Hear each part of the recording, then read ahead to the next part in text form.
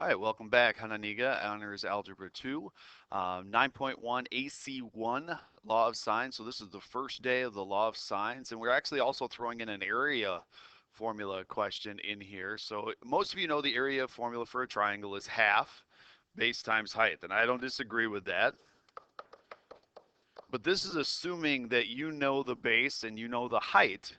And so sometimes you're not given that. Like sometimes in a picture, you might be given an angle and two sides. So if you are given an angle measure, so let's say you're given angle B and side C and side A, then you can actually find the angle. The area formula is half two sides times the sine of the angle in between.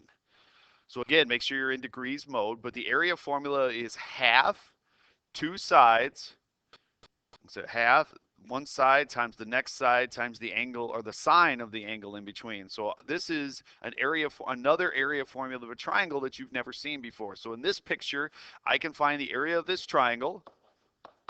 Area would equal half 9 times 8 times the sine of 104. So again, this is the area of the sine area formula.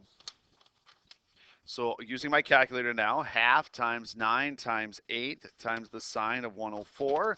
Type it into my calculator, I get 34.93, and this is in centimeters. So again, it's an area question, so you're talking about centimeters squared.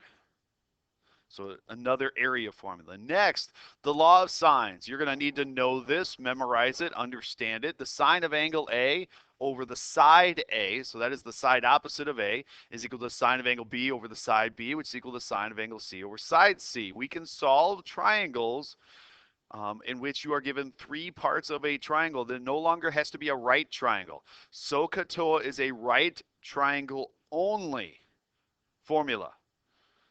So you can't use SOHCAHTOA anymore because these are not right triangles. So the sine of angle A over A, sine of angle B over B is equal to the sine of angle C over C. So I'm going to give you a picture and I want to know the missing sides. Remember when it says solve the triangle, missing sides, missing angles. So I don't know angle A, I don't know side A, and I don't know side B in that triangle. Well, let's start. If I already know two angles, the third angle is always easy because ultimately they always add up to 180. So if 80 and 45, that means the missing angle must be 55 degrees. Again, angles inside of a triangle must add up to 180. So now, using the law of sines, I'm going to create proportions. Everything is going to be about a proportion. So the sine of 80 over its side opposite. Notice that's a ratio. That is a given situation. I know angle C. I know side C. That is a given ratio. Equals, and now I'm going to use, let's find B first. So the sine of 45 over B. Cross multiply. B times the sine of 80 would equal 3 times the sine of 45.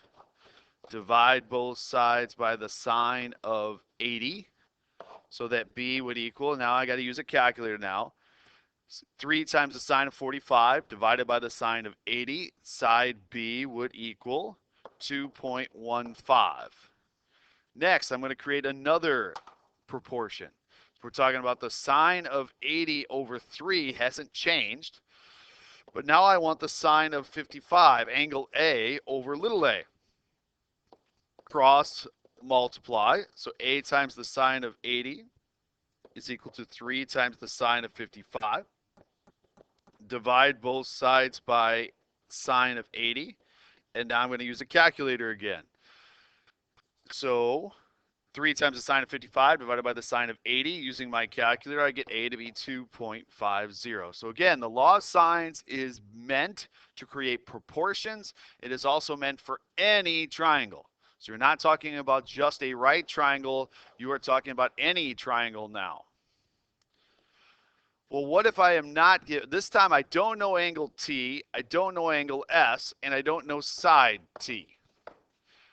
Well, now I can't use the inside of a triangle adds up to 180 yet because I only know one angle, but I can set up a proportion to try to solve using the law of sines. So we're talking about the sine of 105 over 9 would equal the sine of S, which I don't know, over 6. So again, notice I didn't use T. because I don't know angle T yet, and I don't know side T, so that would create two unknowns. So I never want to have two unknowns in a picture.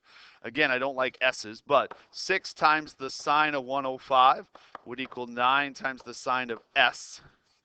Divide by 9. And now that gets us into a little bit of a dilemma here. And I moved that out of the way so I had some space. Sine of S would equal, I can type all of that into my calculator. So I end up getting 6 times the sine of 105 divided by 9. And then I'm going to have to hit second sine or inverse sine of that. So take that and then do the second sine of that. And I'm going to get angle S to be 40.1 degrees. That ends up creating now a situation that I now can find angle T. If R is 105 and S is 40.1, then that means angle T has to be 34.9 degrees. So now I can actually find side T by taking the sine of 105 over 9. Again, that is my given ratio. Like I know angle R and I know side R would equal sine of 34.9, that's angle T, over little t. Cross, multiply, and solve. So I'm going to take T times the sine of 105 would equal 9 times the sine of 34.9, divide by the sine of 105, which gets you T to be 5.33. So again, anytime they're asking you to solve the triangle, they're asking you to find all the missing sides. Now, this is going to be broken up into 2 days. This is something you should have seen in geometry, so hopefully this isn't something new to you. So the homework assignment can be found on Google Classroom. It is worksheet 1 for the law of sines. So day 1 for law of sines. Hopefully, if you have any questions, please make sure to contact myself or Ms. Kinsel. And good luck and be safe.